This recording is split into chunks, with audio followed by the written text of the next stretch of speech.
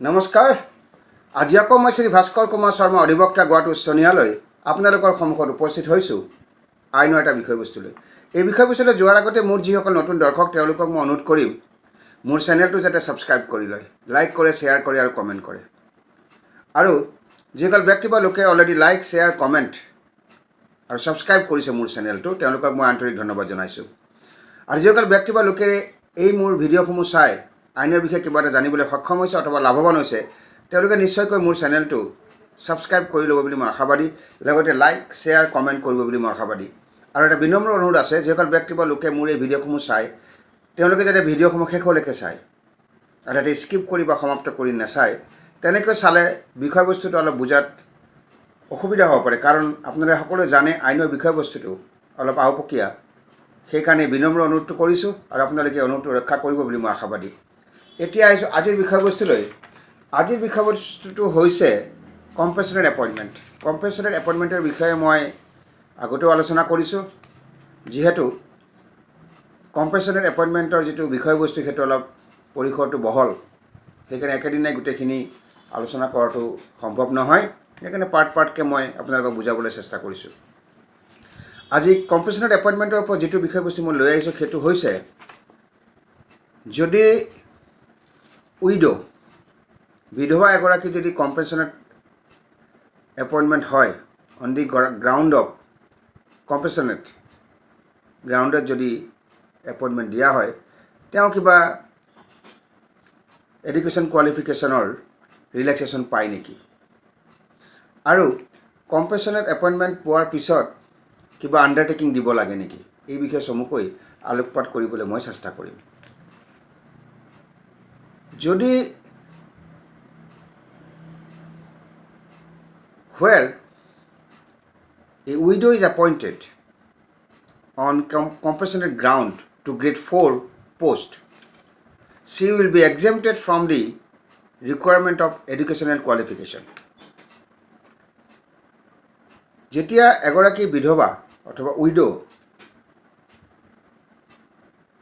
Appointment দিয়া হয় কম্পেনচেটেড গ্ৰাউণ্ডত আৰু পষ্টটো টু গ্ৰেড 4 পষ্টত, তেতিয়াহ'লে তেওঁক যিটো এডুকেশ্যনেল কোৱালিফিকেশ্যনৰ দৰকাৰ আছে তাৰ পৰা তেওঁক ৰেহাই দিয়া হয়। সেইকাৰণে ইয়াত স্পষ্টকৈ কোৱা আছে, where a widow is appointed on compassionate ground to grade 4 post, she will be exempted from the requirement of education and qualification. Education qualification যিটো ৰিকুৱাৰমেণ্ট আছে তাৰ পৰা তেওঁক ৰেহাই দিয়া হয় বিধৱাৰ ক্ষেত্ৰত। কিন্তু লগত এটা কথা কৈছে, provided the duties of the position will be satisfactorily performed without having the education qualification of middle standard or whatever prescribed in the recruitment rules. অৰ্থাৎ যদি কোনোবা বিধৱা এগৰাকী কম্পেনচেটেড এপইণ্টমেণ্ট দিয়া হয়, কম্পেনচেটেড গ্ৰাউণ্ডত যদি এপইণ্টমেণ্ট দিয়া হয়, তেতিয়াহ'লে যিটো ৰিকুৱাৰমেণ্ট আছে এডুকেশ্যন কোৱালিফিকেশ্যনৰ তাৰ পৰা ৰেহাই দিয়া হয়। কিন্তু লগতে এটা কথা কৈ থোৱা আছে, the duties of the position will be satisfactorily performed without having the education qualification of middle standard. তেওঁ যিটো পজিশ্যন হোল্ড কৰিছে আৰু তাৰ কাৰণে যিটো ডিউটি পাৰফৰ্ম কৰিব লাগে সেইটো ছেটিছফেক্টৰিলি কৰিব লাগিব without having the education qualification of middle standard or whatever prescribe in the recruitment rules, আৰু ৰিক্ৰুইটমেণ্ট ৰুলছত যিটো প্ৰেছক্ৰাইব কৰা আছে। এতিয়া কম্পেনচেটেড গ্ৰাউণ্ডত যেতিয়া এপইণ্টমেণ্ট পাব কোনোবা এজন ব্যক্তিয়ে, তেওঁ কিন্তু এটা আণ্ডাৰটেকিং দিব লাগে। এই আণ্ডাৰটেকিঙত কি লিখা থাকে, কি ক'ব লাগে বা কি আণ্ডাৰটেকিং দিব লাগে, মন দি শুনিব। A person appointed on compensated grounds shall give an undertaking that he/she, অৰ্থাৎ যিজনে পাব ব্যক্তিজন মেলো হ'ব পাৰে ফিমেলো হ'ব পাৰে, সেইকাৰণে কোৱা হৈছে he/she will maintain properly the other family members who were dependent on the government servant in question. যদি কোনোবা ব্যক্তিয়ে তেওঁ মহিলাও হ'ব পাৰে পুৰুষো হ'ব পাৰে, যদি তেওঁৰ এপইণ্টমেণ্ট হৈছে কম্পেনচেটেড গ্ৰাউণ্ডত তেওঁ তেতিয়াহ'লে এখন আণ্ডাৰটেকিং দিব লাগে। আণ্ডাৰটেকিংখনত তেওঁ ক'ব she will maintain properly the other family members who were dependent on the government servant in question. যিজন গভৰ্ণমেণ্ট চাকৰিয়াল ঢুকালে তেওঁৰ আদাৰ যে ফেমিলি মেম্বাৰ আছে তেওঁলোকক তেওঁ প্ৰপাৰলি মেইনটেইন কৰিব। আণ্ডাৰটেকিংখনত সেই বুলি তেওঁ আণ্ডাৰটেকিং দিব লাগিব, লিখি দিব লাগিব, লিখিতভাৱে দিব লাগিব। And in case it is proved subsequently at any time that the family members are being neglected or are not being maintained properly by him her, then her appointment may be terminated forthwith. এটো বৰ গুৰুত্বপূৰ্ণ কথা। কোনোবা ব্যক্তিয়ে পুৰুষ বা মহিলাই যদি এপইণ্টমেণ্ট পাইছে কম্পেনচেটেড গ্ৰাউণ্ডত তেওঁ এখন আণ্ডাৰটেকিং দিব লাগে লিখিতভাৱে যে তেওঁ যিজন চৰকাৰী চাকৰিয়াল ঢুকালে তেওঁৰ আদাৰ ফেমিলি মেম্বাৰ যিসকল আছে তেওঁলোকক প্ৰপাৰলি মেইনটেইন কৰিব।